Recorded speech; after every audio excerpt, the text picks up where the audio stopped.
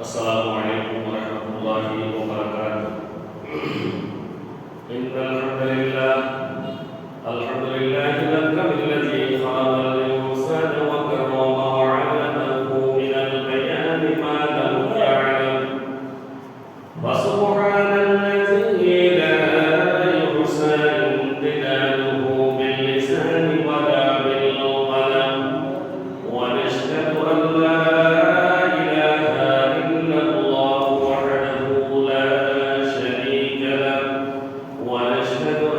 سيدنا وحبيبنا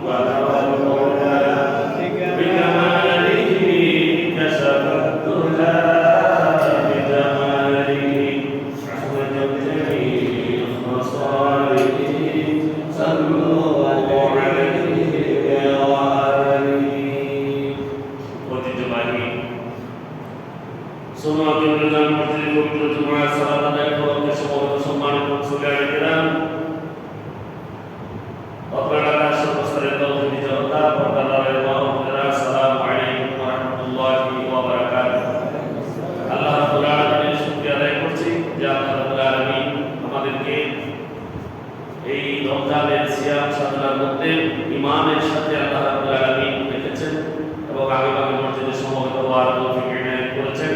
এজন্য মহান মালিকের দরবারে শুকরিয়া আদায় করি থেকে আলহামদুলিল্লাহ। দরুদ ও সালাম পেশ করছি বিশ্ব মানবতার মুক্তির দিশারি সর্বকালের সর্বশ্রেষ্ঠ মহামানব আখির নবী হযরত মুহাম্মদ রাসূলুল্লাহ সাল্লাল্লাহু আলাইহি ওয়াসাল্লাম, যাকে আল্লাহ রাব্বুল আলামিন এই বিশ্ববাসীর জন্য রহমত হিসেবে প্রেরণ করেছেন। সম্মানিত হাজিরিন, আজ 16 রমজান 1447 হিজরি, 21 ফাল্গুন 1432 বঙ্গাব্দ, 6 মার্চ 2026 খ্রিস্টাব্দ। আজ সেহরির শেষ সময় ছিল 4:52 মিনিট, সূর্যোদয় হয়েছে 6:12 মিনিটে, দুপুর হয়েছে 12:01 মিনিটে, জুমা শুরু হয়েছে 12:07 মিনিট থেকে, আর আজকে সূর্য অস্ত যাবে 6টায়, ইফতার হবে 6:03 মিনিটে। সম্মানিত হাজিরিন, আমাদের আজকের আলোচনার বিষয় বেশি। একটা হলো বদর যুদ্ধ, আগামীকাল 17 রমজান বদর দিবস। তাহলে আজকে বদরের আলোচনা যতটুকু সম্ভব একটু করব। এরপরে আমাদের সামনে এসেছে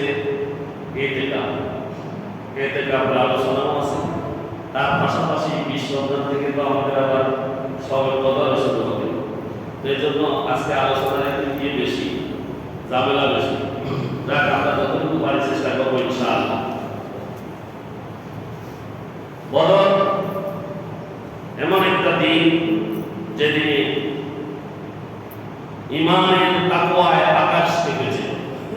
ঈমানের এবং তাকওয়ায় আকাশটা কি কেঁপেছে, সেটা হচ্ছে আগামীকালের সেই 17 রমজান।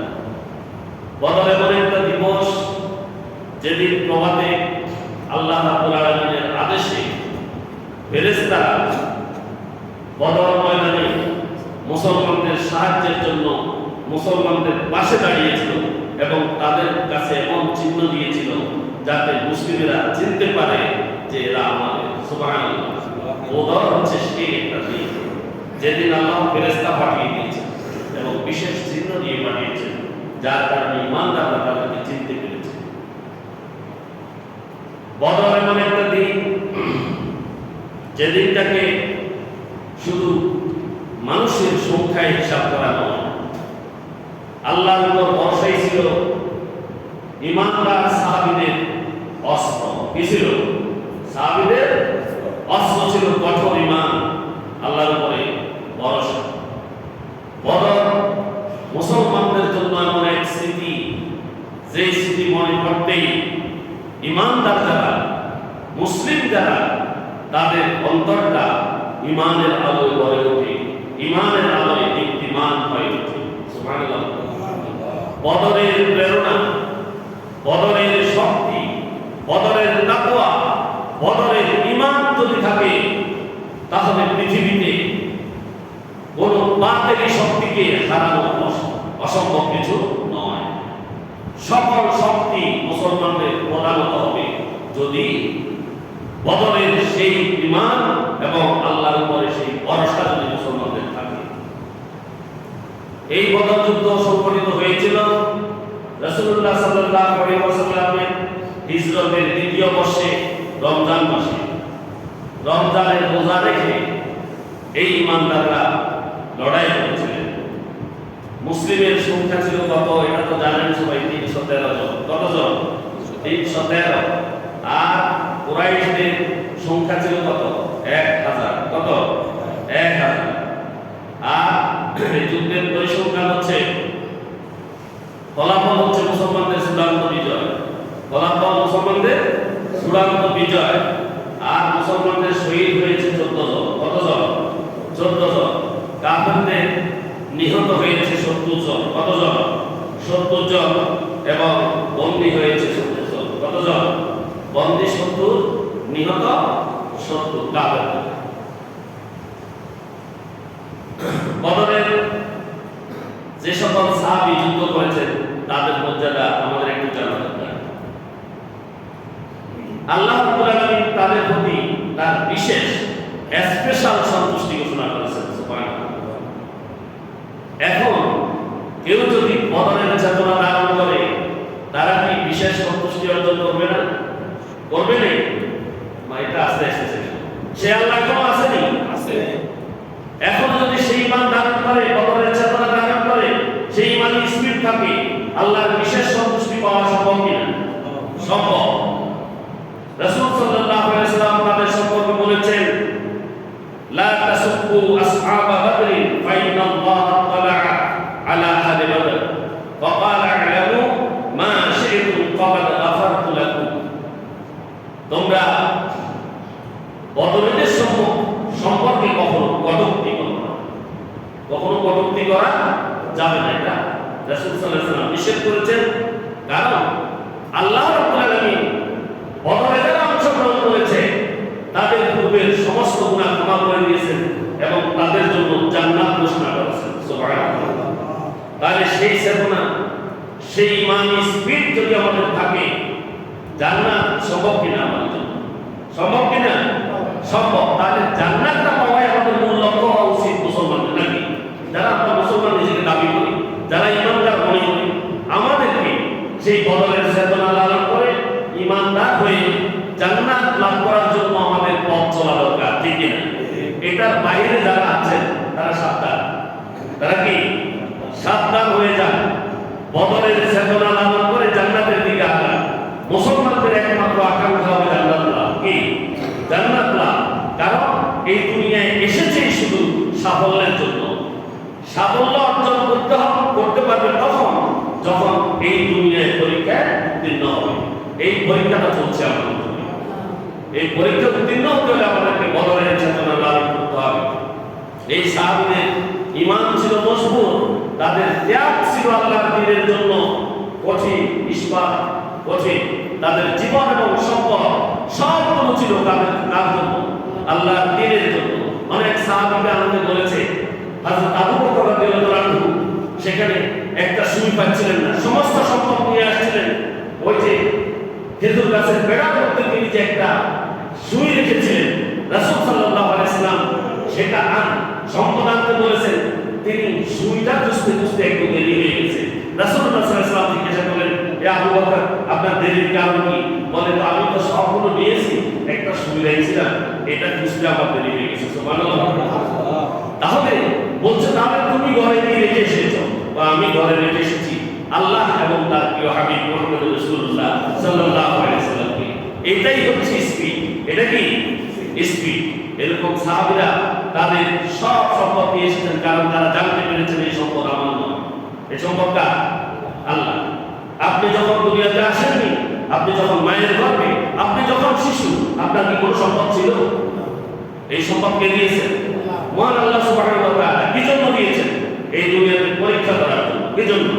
পরীক্ষা করার জন্য। আপনি সম্পদটা কোন দিকে ব্যয় করেন। আর আপনাকে হায়াত দিয়েছে কি জন্য? আল্লাহ রাব্বুল আলামিন পরীক্ষা করার জন্য। হায়াতের কতটুকু অংশ কোথায় আপনি ব্যয় করছেন? কোথায় ব্যয় করছেন? এটা যদি ঠিক মতো ব্যয় না হয়, তাহলে সেই বদরের স্পিড আমাদের থাকে না। ত্যাগ আমাদের কি করতে হবে? সময়ের ত্যাগ এবং এই অর্থের ত্যাগ, ধৈর্য। মুসলমানদেরকে ধৈর্য দান করতে হবে। আমরা তো একটুতেই চেপে যাই, নাকি? একটু তো নুন থেকে চুল কষলেই অবস্থা খারাপ, ঠিক না? আমাদের সেই সাহাবীদের চেতনা নেই। আমাদেরকে ধৈর্য দান করতে হবে। ওয়ালানাবলুওয়ান্নাকুম বিশাইইন মিনাল খাউফ ওয়াল জু' ওয়া নাকসিন মিনাল আমওয়ালি ওয়াল আনফুসি ওয়াস সামারাত ওয়া বাশশিরিস সাবিরিন। আল্লাহ রাব্বুল আলামিন নিজেই ঘোষণা করেছেন যে আল্লাহ আমাদেরকে পরীক্ষা করবেন খাউফ, ভয় ভীতি দিয়ে, ওয়াল জু' ক্ষুধা দিয়ে, ওয়া নাকসিন মিনাল আমওয়াল সম্পদের ক্ষয়ক্ষতি দিয়ে, ওয়াল আনফুসি ব্যক্তির বিয়োগের মাধ্যমে, মৃত্যুর মাধ্যমে। সন্তান মারা যাবে, স্ত্রী মারা যাবে, পিতা মারা যাবে, মাতা মারা যাবে, আত্মীয় স্বজন চলে যাবে, নিজের কাছের বন্ধু দুনিয়া ছেড়ে চলে যাবে। সকল অবস্থায় ধৈর্য ধারণ করতে হবে। ফল ফসলের ক্ষয়ক্ষতি হবে। এক বছর যদি কোনো রকমে আমাদের ফসলটা নষ্ট হয়ে যায়, তখন আমরা ধৈর্য হারা হয়ে যাই। আল্লাহ শুধু আমার দেখছে চোখে, অন্যের দেখে না, কয়নি? এগুলা বললে অধৈর্য, এগুলো সব অধৈর্য। এই অধৈর্য যখন হয়, তখন আল্লাহ রাব্বুল আলামিন তার বাকি জীবনের যেই সম্পদ অবশিষ্ট আছে সেটাও নিয়ে যাবেন। নাউযুবিল্লাহ। সেটাও তাকে ভোগ করতে দেবেন না। আমি একবার কোনো জুমায় বলেছিলাম, হযরত মুসা আলাইহিস সালাম তুর পাহাড়ে যাচ্ছিলেন। যাওয়ার সময় প্রথমে একটা লোককে পাইলেন যার দুইটা হাত নাই, দুইটা পা নাই। আর পথে মুসা আলাইহিস সালামের সাথে দেখা হয়েছে। বলে, হে মুসা, তুমি কোথায় যাও? তুর পাহাড়ে আল্লাহর সাথে কথা বলতে যাই। তো আল্লাহকে জিজ্ঞাসা করবা, আমার মতো খোড়া মানুষ কেন সৃষ্টি করেছে? কতদূর যাওয়ার পর একজন মহিলার সাথে দেখা হলো, যে মহিলাটা আবেদা সালেহা, সবসময় আল্লাহ তাআলার ইবাদত করতো, পূর্ণ পবিত্র থাকতো। সেই মহিলা ভাঙ্গা ঘর ছিল। আর তিনি মুসা আলাইহিস সালামকে বললেন, তুমি তুর পাহাড়ে আল্লাহকে জিজ্ঞাসা করবা। আমি সঙ্গে বলছি, তুর পাহাড়ে আল্লাহকে জিজ্ঞাসা করবা কোন কাজ করলে জনসম্পদ বাড়ে। আর কতদূর যাওয়ার পরে আমার একজন ব্যক্তির সাথে দেখা হলো, যে ব্যক্তির জনসম্পদের হিসাব তার কাছে নেই, বেহিসাব। তার অনেকগুলো সম্পদ, তার ওট 60টি, মতান্তর 70টি ওট লাগতো তার গুদামের চাবি আনলেন। সেই লোক মুসা আলাইহিস সালামকে জিজ্ঞাসা করলো, তুমি তুর পাহাড়ে যাচ্ছ, বলবা আল্লাহকে, বলবা যে কোন কাজ করলে জনসম্পদ কমে। মুসা আলাইহিস সালাম প্রথম জিজ্ঞাসা করলো, আল্লাহকে জিজ্ঞাসা করলো কথোপকথনে, হে আল্লাহ, কোন কাজ আপনি খোড়া মানুষ কেন সৃষ্টি করেছেন? কথা বলবেন না। খোড়া মানুষ কেন সৃষ্টি করেছেন? বলে, আমি 7টা জাহান্নাম তৈরি করেছি, 7টা দোজখ তৈরি করেছি।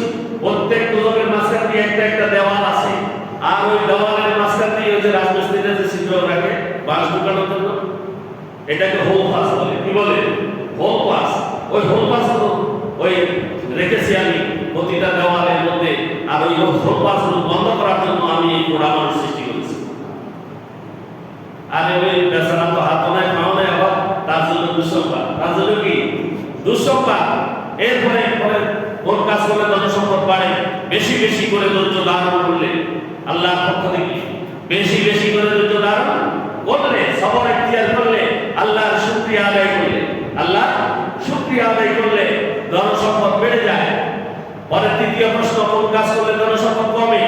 আল্লাহ রাব্বুল আলামিন জবাব দিলেন, যে ব্যক্তি বেশি বেশি করে অধৈর্য হয়ে যায় এবং আল্লাহ রাব্বুল আলামিনের নাফরমানি করে, তার জনসম্পদ কমে যায়। মুসা আলাইহিস সালাম আসতেছেন, আসার সময় প্রথম দেখা ওই ধনী ব্যক্তির সাথে। ধনী ব্যক্তিকে যখন বলল যে আল্লাহ রাব্বুল আলামিন ধন সম্পদ কমার বিষয়ে তিনি বলেছেন, বেশি বেশি অধৈর্য হওয়া এবং তার নাফরমানি করলে ধন সম্পদ কমে যায়। সাথে সাথে লোকটি পড়ে নাউজুবিল্লাহ পড়ে অজ্ঞান হয়ে গেল। ঘুম থেকে উঠে দেখে তার সম্পদ আগের থেকে আরো 70 গুণ বেড়ে গিয়েছে। সুবহানাল্লাহ। এরপরে দ্বিতীয় মহিলার সাথে দেখা। ওই মহিলা বলল, কি সংবাদ নিয়ে এসেছো? বলে, সংবাদটা বেশি বেশি করে ধৈর্য ধারণ করতে হবে এবং বেশি বেশি করে আল্লাহর শুকরিয়া আদায় করতে হবে। মহিলাটি তখন তাৎক্ষণিকভাবে নেচে উঠে বলল যে, আমি আল্লাহর ইবাদত করি, সবসময় প্রশংসা করি, কেন আমি আবার কি করব? এই কথা বলে সে যখন অস্থির হলো, তাৎক্ষণিক সেখানে ইনস্ট্যান্টলি মুসা আলাইহিস সালাম সেখানে উপস্থিত থাকতে এক টুকরা বাতাস এসে তার ভাঙা ঘরকে উড়ে নিয়ে গেছে। নাউজুবিল্লাহ।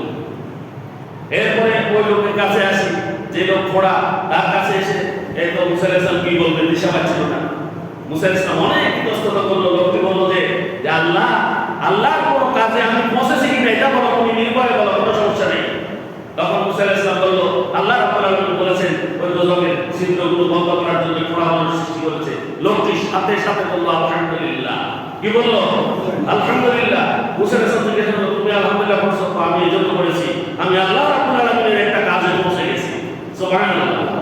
একটা কাজে পৌঁছে গেছি। সাথে সাথে আল্লাহ রাব্বুল আলামিন মুসা আলাইহিস সালামের সম্মুখে জান্নাত থেকে 2টি হাত 2টি পা তার জন্য পাঠিয়ে দিয়েছেন। আল্লাহ রাব্বুল আলামিন ওইটা এসে তার শরীরের সাথে জোড়া লেগে গেছে। সে একটা পূর্ণাঙ্গ মানুষ রূপে সেখানে আবির্ভূত হয়েছে। সুবহানাল্লাহ। তাহলে দেখেন, সেই ধৈর্য কি আমাদের আছে? আমাদের সেই তাকওয়া আছে? এটা কিয়ামত পর্যন্ত উম্মার জন্য এই বদর হচ্ছে আদর্শ। রাসূল সাল্লাল্লাহু আলাইহি ওয়াসাল্লামের উম্মতের জন্য এটা কি? বদর হচ্ছে আদর্শ। এই আদর্শকে আমাদের লালন করতে হবে, হবে কিনা? এই আদর্শ যদি বিচ্যুত হয়, মনে করতে হবে সেই পথ নষ্ট। তাহলে আমি যে কথাগুলো বলছি তার মধ্যে তাকওয়া থাকতে হবে, ঈমান দৃঢ় থাকতে হবে, ত্যাগের কি থাকতে হবে? মানসিকতা থাকতে হবে আল্লাহর পথে ত্যাগের। এরপরে ধৈর্য ধারণ করতে হবে, ধৈর্য ধারণ করতে হবে। তাহলে তার জন্য কি আছে? ইসলাম আছে। এরপরে আল্লাহ রাব্বুল আলামিন সূরা আনফাল যারা গনিমত লাভ করে, তোমরা যে সকল গনিমত লাভ করেছো বদরের সাহাবীদের বলছে তার এক পঞ্চমাংশ আল্লাহ তার রাসূলের নিকটাত্মীয় পিতৃহীন এতিম দরিদ্র এবং পথচারীদের জন্য যদি তোমরা আল্লাহকে সেই জিনিসে বিশ্বাসী হও এবং ফয়সালার দিন বদরে আমি আমার দাসের প্রতি অবতীর্ণ করেছিলাম, যেদিন দুই দল তোমরা পরস্পর মুখোমুখি হয়েছিলে, তখনই আমি তোমাদেরকে বিজয় দান করেছি। আল্লাহ রাব্বুল আলামিন সর্বশক্তিমান, আল্লাহ রাব্বুল আলামিন সর্বশক্তিমান। আল্লাহ এই দিনে ইসলামের কালিমাকে সমুন্নত করেছেন। যদি এই বদরের ময়দানে যদি মুসলমানরা বিজয় অর্জন না করত, তাহলে ইসলাম সমূলে বিনষ্ট হয়ে যেত, ঠিক না? ইসলাম অঙ্কুরে বিনষ্ট হয়ে যেত। দিনকে আল্লাহ রাব্বুল আলামিন চূড়ান্ত বিজয় দান করেছেন এবং বদর থেকে ইহুদি নাসারারা শিক্ষা গ্রহণ করেছে। সংখ্যায় যদি মুসলমান কম হয়, তাদের সাথে পাল্লা দেয়া অসম্ভব। দ্বিতীয় বদর তারা ঘোষণা করেছিল, দ্বিতীয় বদর করবে তারা 8 মাস পরে আবার বদরের যুদ্ধ করার জন্য এসেছিল, কিন্তু আরো দূরে থাকতে তারা চিন্তা করলো যে না, পারা সম্ভব নয়। মুসলমানরা কম হলেও তাদের সাথে আমরা পাবো না বলে তারা ফেরত গেছে। দ্বিতীয়বার বদরে তারা একত্রিত হতে সাহস করেনি। সংখ্যায় কুরাইশরা অনেক বেশি ছিল। নবীজি সাল্লাল্লাহু আলাইহি সাল্লামকে আল্লাহ রাব্বুল আলামিন এই সাহায্য দিয়ে মানব জাতিকে বুঝিয়েছেন যে ইসলাম সত্য এবং মুসলমানেরা যদি বদরের চেতনাকে দান করে, তাদের বিজয় সবখানে সুনিশ্চিত। সবখানে কি সুনিশ্চিত? সাহাবায়ে কেরাম আল্লাহ রাব্বুল আলামিনের পক্ষ থেকে সুসংবাদ পেয়েছিলেন। আল্লাহ রাব্বুল আলামিন তাদেরকে জান্নাতের ঘোষণা করেছেন, আর কাফেরদের অন্তরে অনেক তীব্র ভয়ের সঞ্চার করে দিয়েছেন। সেই বদরের 313 জন নিয়ে পরবর্তীতে তারা যেমন তাবুকের যুদ্ধে তারা এসেছিল 2 লক্ষ, কত 2 লক্ষ লোক এসেছিল। মুসলমানদের সেখানে লোক সংগঠিত হয়ে একত্রিত হয়েছিল 10,000, কত 10,000। তারা সেই 10,000-এর ভয়ে তারা 2 লক্ষ পালিয়ে গিয়েছে। 2 লক্ষ কি পালিয়ে গিয়েছে। তারা নৌবন্দরে যে নৌকা এনেছিল রোমেরা, সেই যে সাগরে তারা যে জাহাজ এনেছিল, তারা নোঙ্গর খুঁজতে একটা তড়িঘড়ি করেছিল যেন মুসলমানরা তাদেরকে না পায়। কথা বুঝে আসছে? মুসলমানদের ইতিহাস আমাদের জানতে হবে, তাহলে আল্লাহর সাহায্য সত্য। আল্লাহর সাহায্য কি সত্য কিনা? সত্য। ঈমান এবং তাওয়াক্কুল এই দুইটা প্রধান অস্ত্র মুসলমানদের। কাদের? মুসলমানদের প্রধান অস্ত্র কি? ঈমান এবং আল্লাহর উপর ভরসা। নবী সাল্লাল্লাহু আলাইহি ওয়াসাল্লামের আনুগত্যে রয়েছে মুসলমানদের জন্য এক মহাবরকত। তাদের পারিবারিক বরকত, ব্যক্তিগত বরকত, সামাজিক বরকত, সবখানে বরকত আছে রাসূল সাল্লাল্লাহু আলাইহি ওয়াসাল্লামের জীবন আদর্শের মধ্যে, ঠিক কি না? এই বরকত আমাদেরকে নিতে হবে। বদরের সাহাবাদের মর্যাদা এটি কোনো সাধারণের মর্যাদা নয়। রাসূল সাল্লাল্লাহু আলাইহি ওয়াসাল্লাম বলেছেন যে এই বদরের সাহাবীদের মর্যাদা ফেরেশতাদের আগে, সুবহানাল্লাহ বলেন, ফেরেশতাদের আগে যেই ফেরেশতারা এসেছিল, সেই ফেরেশতাদের চেয়ে মর্যাদা বেশি কার? বদরের সাহাবীদের। আমরা তো বদরের সেই স্পিড গ্রহণ করতে আমরা রাজি আছি কি? আছি তো ইনশাআল্লাহ। মুসলমানদের পাশে থাকবো, আল্লাহর দ্বীনের পাশে থাকবো, ঈমানদারদের সঙ্গে থাকবো, ঈমানদারদের সঙ্গে থাকবো। কাফেরদের অন্তরে ভয় ঢুকিয়ে দেওয়া হয়েছে। আল্লাহ রাব্বুল আলামিন সূরা আনফালের 12 নং আয়াতে ইরশাদ করেছেন, ইজ ইউহি রাব্বুকা ইলাল মালাইকাতি ইন্নী মা'আকুম আলায়া। স্মরণ করো যখন তোমাদের প্রতিপালক ফেরেশতাদের প্রতি উপদেশ করেন, নিশ্চয়ই আমি তোমাদের সাথে আছি, আমি তোমাদের সাথে আছি। কে বললেন? কে বলছেন? আল্লাহ রাব্বুল আলামিন ফেরেশতাকে বললেন তোমাদের সাথে আছি, সুতরাং তোমরা এই বিশ্বাসীদের সাথে অবিচল তোমরা থাকো। আর যারা অবিশ্বাস করে আমি অচিরেই তাদের হৃদয়ে আতঙ্ক ঢুকিয়ে দিয়েছি, সুতরাং তাদের ঘাড়ের উপরে আঘাত করো।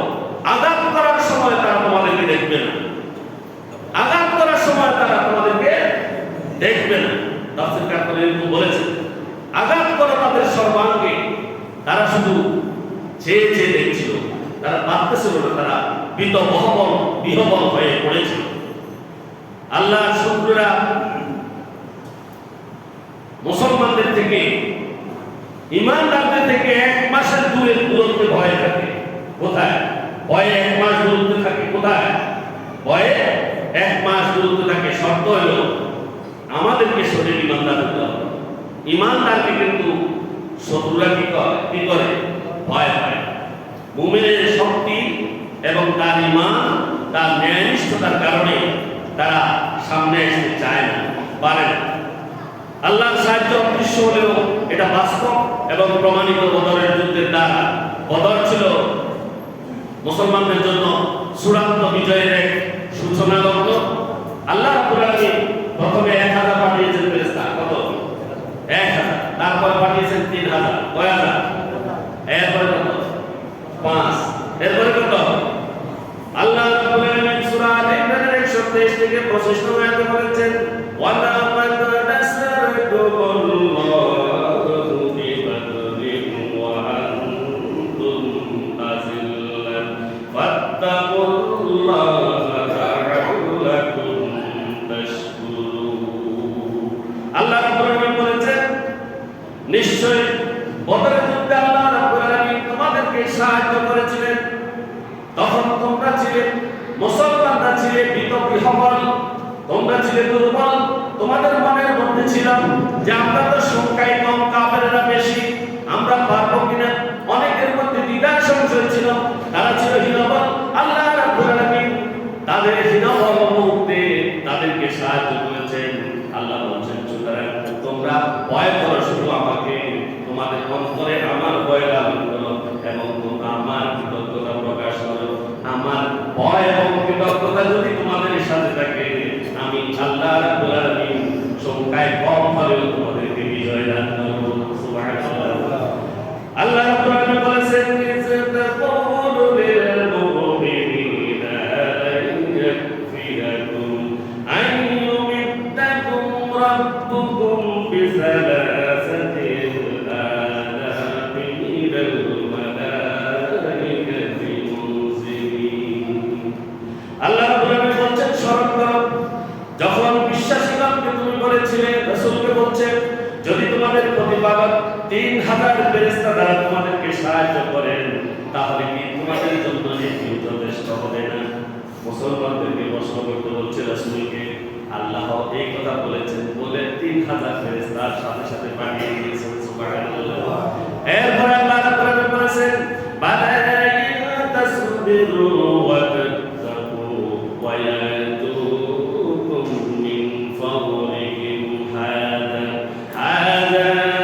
ইউমদিদুকুম রাব্বুকুম বিখামসাতি আলাফি মিনাল মালাইকাতি মুনজিলিন। আল্লাহু আকবার। অবশ্যই যদি তোমরা ধৈর্য ধরো এবং যদি তোমরা সাবধান হয়ে চলো, তাহলে তারা দ্রুত গতিতে তোমাদের উপরে আক্রমণ করলে তোমাদের প্রতিপালক তোমাদের জন্য আরো 5000 ফেরেশতা নাযিল করবেন। করেছেন কিনা? করেছেন। 5000 ফেরেশতা নাযিল করেছেন। বিশেষ ফেরেশতাগুলো ছিল চিহ্নিত এবং মুসলমানরা তাদেরকে চিনতে পেরেছিল। সুবহানাল্লাহ। নাহলে তো মুসলমানরা আক্রমণ করে দিত ফেরেশতা, নাকি? মুসলমানদেরকে এই ফেরেশতাগুলোকে মুসলমানদের সামনে চিহ্ন দিয়ে আনা হয়েছিল। মুসলমানরা তখন সফলভাবে নিজেরা নিজেদের সকল সামর্থ্য দিয়েই তারা যুদ্ধ করেছিল। তাহলে এই যুদ্ধের জন্য ধৈর্য এবং তাকওয়া এই দুইটা বিজয়ের চাবিকাঠি। আল্লাহর সাহায্যের জন্য দুটি জিনিস প্রয়োজন। কয়টি জিনিস? আল্লাহর সাহায্যের জন্য দুটি জিনিস প্রয়োজন, মনে রাখেন সবাই। ধৈর্য এবং তাকওয়া। তাকওয়া মানে কি? পরহেজগারি। তাকওয়া মানে কি? আল্লাহর ভয়। তাকওয়া মানে কি? আল্লাহর ভয়। রাত্রে অন্ধকারে কোনো কাজ করছেন, তখন মনের ভিতরে আসবে যে আমার আল্লাহ দেখছেন, আমার আল্লাহ দেখছেন, তিনি আমার কাজে হয়তো খুশি হচ্ছেন অথবা তিনি নারাজ হচ্ছেন। এই কথা মনে রাখতে হবে। যদি আমি অন্যায় করি তাহলে তিনি নারাজ হবেন, আর আমি যদি ভালো করি তাহলে তিনি অন্ধকারে করলেও তিনি আমার উপরে খুশি হবেন। এই তাকওয়া এবং ধৈর্য আমাদের লাগবে। মুসলমানদের এই দুইটা হাতিয়ার। মুসলিম বাহিনী বাহ্যিক শক্তিতে, দুনিয়ার শক্তিতে তারা কখনো শক্তিশালী না হলেও ইমানের শক্তি যদি তাদের কঠিন হয়, তাহলে তাদের জন্য বিজয় নিশ্চিত। বদরের সহায়তা কিয়ামত পর্যন্ত আল্লাহ রাব্বুল আলামিন তার বান্দার জন্য মুক্ত রেখেছেন এবং মুসলমানদের জন্য এটি প্রেরণা। মুসলমানদের জন্য এটি কি? প্রেরণা, ঈমানদার যারা তাদের প্রেরণা হচ্ছে বদরের যুদ্ধ। ফেরেশতাদের সাহায্য আল্লাহ রাব্বুল আলামিনের একটি মুজিজা। আল্লাহ রাব্বুল আলামিন ফেরেশতারা সাহায্য করবেন, যেমন বদর ময়দানে মুসলমানদেরকে সাহায্য করেছেন। যদি আমাদের ঈমান শক্ত হয় তাহলে অবশ্যই আমরা বদর সাহাবীদের মতো বিজয় অর্জন করতে সক্ষম হব, ঠিক কিনা? অন্য সময় আমরা বদরের বাকি আলোচনা করব। বদরের স্পিড নিয়ে, মূল কথা হলো বদরের স্পিড নিয়ে আমাদেরকে চলতে হবে। মুসলমান যারা, ঈমানদার যারা, বদরের সাহাবীদের চেতনা ধারণ করতে হবে। তারা যেই চেতনা নিয়ে আগিয়েছেন সেই চেতনা আমাদের মুসলমানদের মধ্যে থাকতে হবে।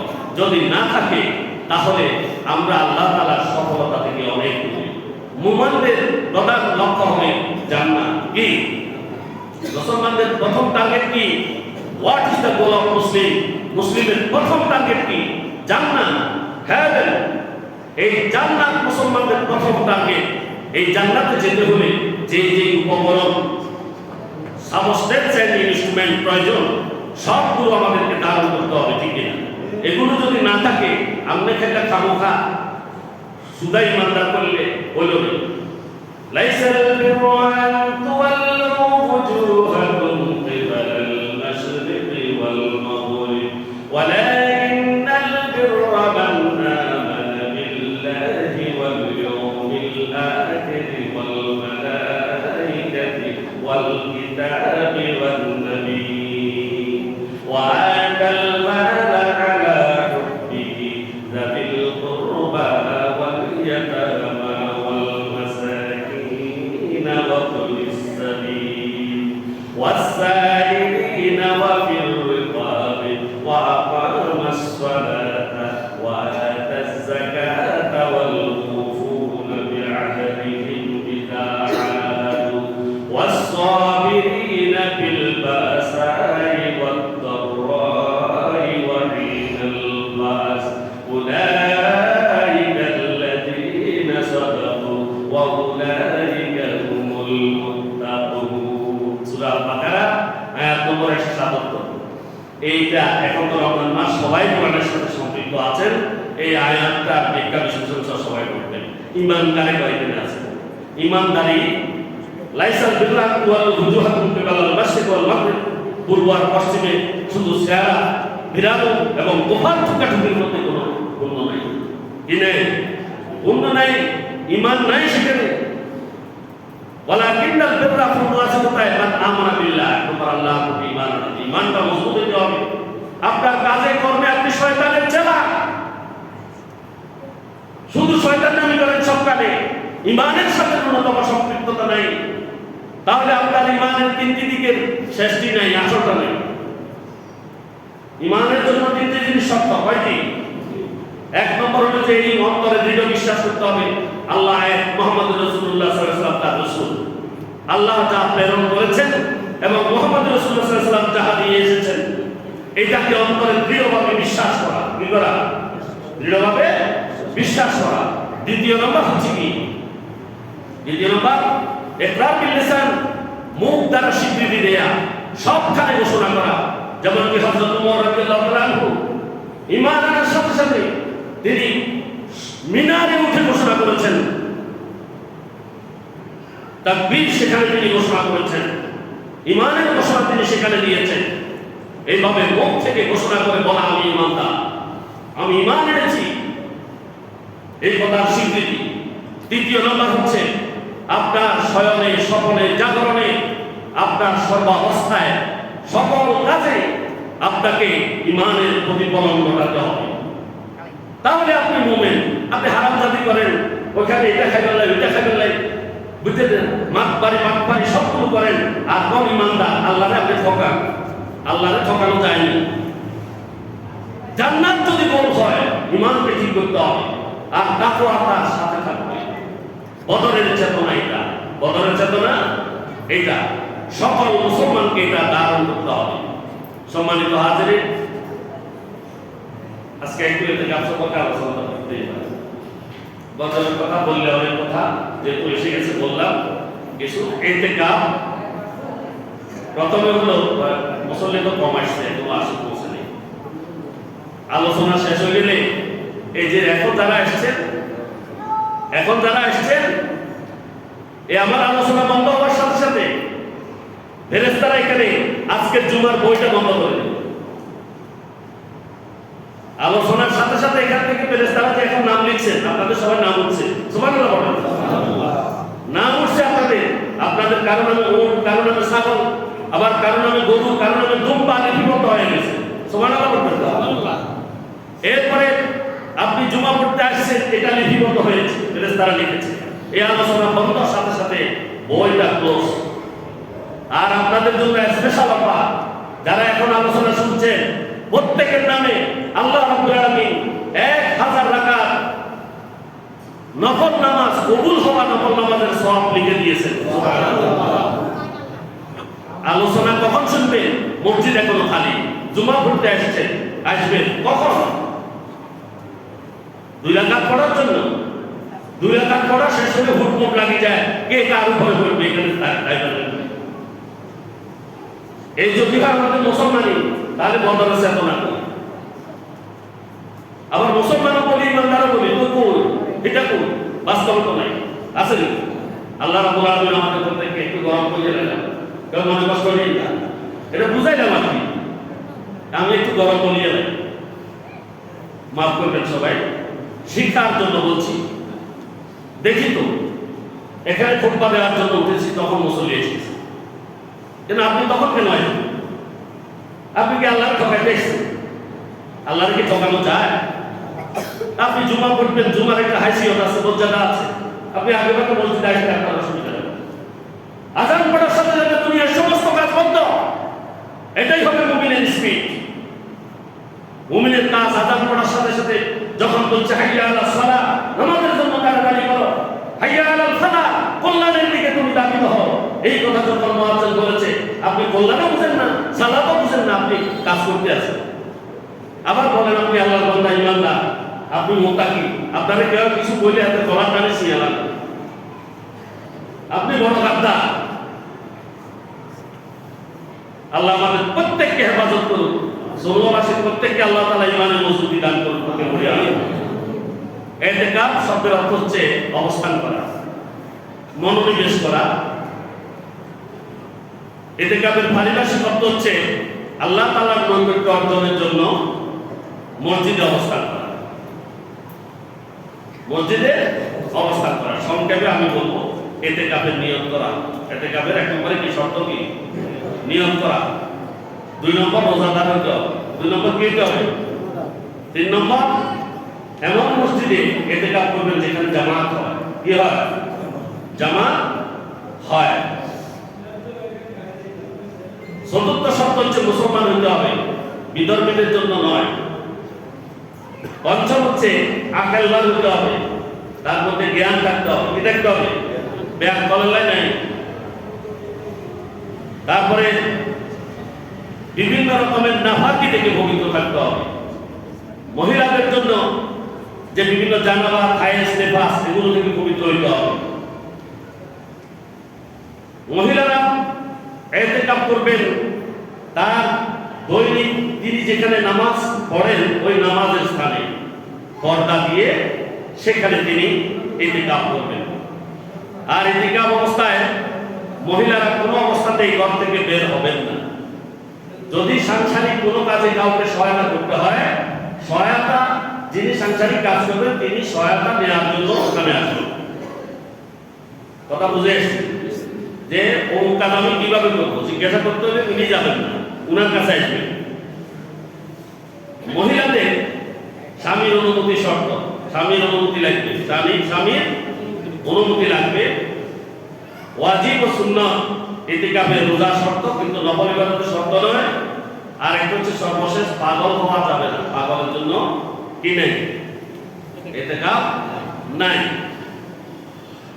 ইতিকাফ শুধু মসজিদে জায়েজ, পুরুষদের জন্য। কোথায়? মসজিদে জায়েজ। মহিলারা ঘরের মসজিদে ইতিকাফ করবে, সেটা আমি বলে দিয়েছি। ইতিকাফের জায়গাটা কেমন হবে? মসজিদের কোনো এক পাশে তাঁবুর মতো বানিয়ে নেবে, অথবা কাপড়ের বেষ্টনী দিয়ে ঘেরা দিয়ে দিবে। যেমনটি হাদিসে পাওয়া যায় রাসূল সাল্লাল্লাহু আলাইহি ওয়াসাল্লাম এমনটি করতেন। মসজিদের কোনো এক পাশে তাঁবুর মতো বানিয়ে নিতে হবে অথবা বেষ্টনী দিয়ে দিতে হবে। এটা হাদিসে আছে, অর্থাৎ আবু সাঈদ খুদরী রাদিয়াল্লাহু আনহু বর্ণনা করেছেন, রাসূল সাল্লাল্লাহু আলাইহি ওয়াসাল্লাম বলেছেন। এরপরে এই ইতিকাফ হচ্ছে সুন্নাত। এটা কি সুন্নাত? রমজানের শেষ দশকে ইতিকাফ করতে হবে। আর ইতিকাফটা করার উদ্দেশ্য হলো শবে কদর পাওয়া। কি শবে কদর পাওয়া? শবে কদর কখন থেকে শুরু হয়? আমরা প্রত্যেকে বলি 21, 23, 25, 27, 29 নাকি? কিন্তু উপস্থিত হতে হবে কখন? 20 রমজানের সূর্য অস্ত যাওয়ার আগে। 20 রমজানের সূর্য অস্ত যাওয়ার আগে, অর্থাৎ আগামী মঙ্গলবার। আগামী মঙ্গলবার, আজকে 16 রমজান, 20 রমজান হচ্ছে আগামী মঙ্গলবার। মঙ্গলবারে সূর্য অস্ত যাওয়ার আগে আপনি ঢুকে যেতে হবে মসজিদে। তো আমি এখন জানতে চাই একটা বিষয় হলো, একটা কথা বলি যে কেউ যদি ইতিকাফ না করে এলাকার সবাই গুনাহগার হবে। সবাই গুনাহগার হবে। আর প্রত্যেকের পক্ষ থেকে একজনের করলে আদায় হয়ে যাবে। তবে একটা আশার দিক হলো যে সাহাবীরা তখন ইতিকাফে ঢোকার জন্য তারা হুড়াহুড়ি করতেন, কারণ ব্যক্তিগত ইবাদত করা সহজ। এই 10 দিন যদি কেউ ইতিকাফ করে এবং খালেসভাবে করে, তাহলে সে যদি লাইলাতুল কদর পেয়ে যায় 80 বছর 6 মাস, না 83 বছর 4 মাস, 83 বছর 4 মাস তার হায়াতে কি কি লেখা হয়? কি লেখা হয়? এটা মানে এটার চাইতে উত্তম। খায়রুম মিনাল পেশার হচ্ছে না? 83 বছর হায়াত পাইছে, সেটা থেকে 1 রাত পাওয়া উত্তম। 1 রাত পাওয়া উত্তম। যদি এখানে ইতিকাফে থেকে যদি ওই রেটটা পেয়ে যায়, তো ওই রেটটা তো পাবে। ওরাটা কি পাবে? 20 তারিখে ঢুকলে পাবে। কথা বুঝে আসছেন? 20 তারিখ সূর্য ডুবার আগে ঢুকে গেলে আর জীবনে একবার করেন, অত আগামীবার সুযোগ নাও হতে পারে, হয়তো আপনার আমার মৃত্যু হয়ে যেতে পারে। তাহলে এবছর সুযোগ যেহেতু আছে, এখনো বলতে পারছি না 20 তারিখ তো সামনে, তাহলে আমরা প্রত্যেকেই নিয়ম করি না যে ঢুকি যাই। অনেকে আবার নিয়ম করতে পারবে না বিভিন্ন কারণে। যারা অপশন আছে আপনারা এই সুযোগটা নিয়ে নিন। এটা স্পেশাল অফার। এটা কি স্পেশাল অফার আল্লাহর তরফ থেকে। তাহলে এই ইতিকাফে কারা কারা ঢুকবেন এবার বলেন তো একটু চাই। একজন পাইলাম আলহামদুলিল্লাহ, 2 জন পেয়েছি, 2 জন। আর কে 3 জন, 3 জন পেয়েছি। আর কে এদিক থেকে তো উঠে, এদিক থেকে আরো কয়েকজন। আর মসজিদে একটা এবার লাইন করে আপনারা ঘুমাবেন, কোনো অসুবিধা নেই। আমাদের ওই যে সাইড একাডেমি দক্ষিণ পাশে মসজিদে মনে 15 জন ঢুকে। কতজন? 15 জন ঢুকে। আপনারা যারা অফিসার আছেন, আমি আবারও বোঝাই বলছি, যাদের কোনো টেনশন নাই, তাদের ছেলে মেয়ে আছে, পরিবার পরিচালনার জন্য অন্য লোক আছে, আপনারা আল্লাহর ওয়াস্তে ইতিকাফটা সারাই নেন। লাইলাতুল কদর পেয়ে যাবেন। জীবনের সমস্ত গুনাহ মাফ হয়ে যাবে। সমস্ত গুনাহ কি মাফ হয়ে যাবে। কদর পাওয়া মানে 83 বছর ইবাদতের চাইতেও হায়াতে আপনি বেশি ইবাদত করেছেন বলে গণ্য হবে। আর এদিক থেকে তুলেন না, এদিক থেকে আমার কথা মনে বুঝতেছেন না যে 3 জনের বড় মসজিদ তো কম।